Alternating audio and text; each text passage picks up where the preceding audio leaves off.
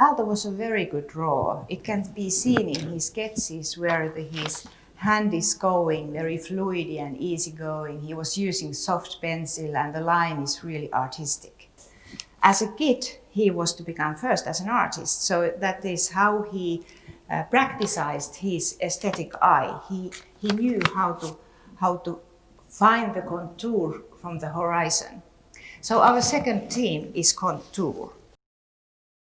Viitasaari Church. There you can see still the picture is really making the line of contour, but it's still quite naive and picturesque drawing. And almost at the same time, he's planning to take part to a competition for Geneva UNESCO Library. And there, when we see this drawing, it is totally different. Here, it is seen that he has this classical idea about buildings. He had library in mind, so it means high hierarchy in culture. And he's siting his library on top of the hill with the colonnade, and there is as contrast behind these Alps and the contour of the Alp lines. So it's already telling how to adapt the contour of the building to the contour of the landscape. I have here a quotation from Aalto, where he's explaining his idea about that. He says that our buildings should not merely meet one or two aesthetic norms. They should be placed in the landscape in a natural way in harmony with its general contours. And that can be seen in many of his drawings from where you can see the outline. Here behind we see the Muuratalo experimental house outline. In Kiruna town hall, he's taking the motif for his building form from the copper mines behind. And here in Sira's Art Museum, you can see that the building is sited as a peak of the hill in comparison with the hilltops behind here. To understand Finnish nature, we have to see Aalto's own character. He loved to swim, he loved to take sunbath, he was eager skiing in the winter times, so he had quite natural way of feeling the landscape. He was looking the forests, the bedrocks, the geography, the lakes, and that's why our third theme is forest, bedrocks and water features. It was important for Aalto that he was designing from, how to say, inside out, so that he let the landscape come inside, but also created landscape inside the building.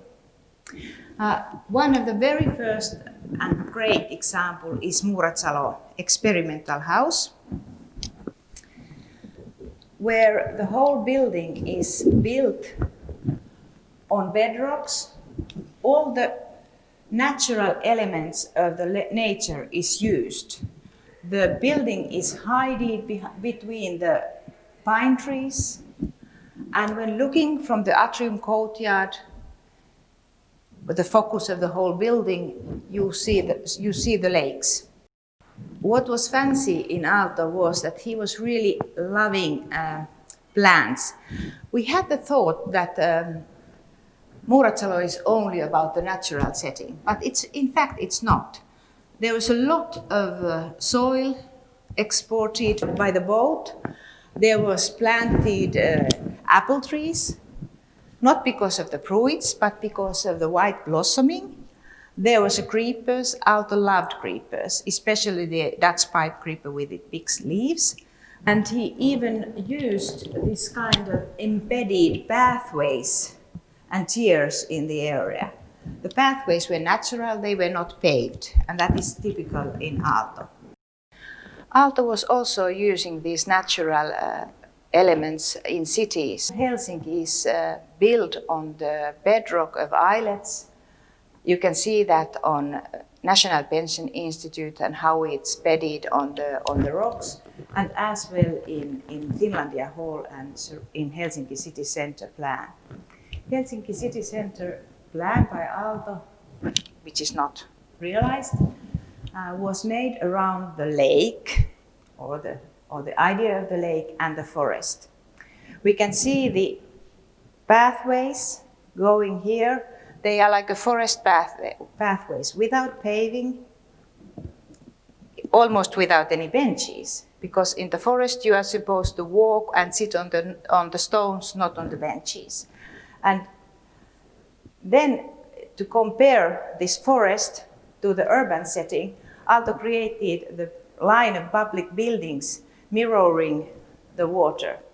So the idea was to give the Helsinki citizen an enjoyable place to stay in nature.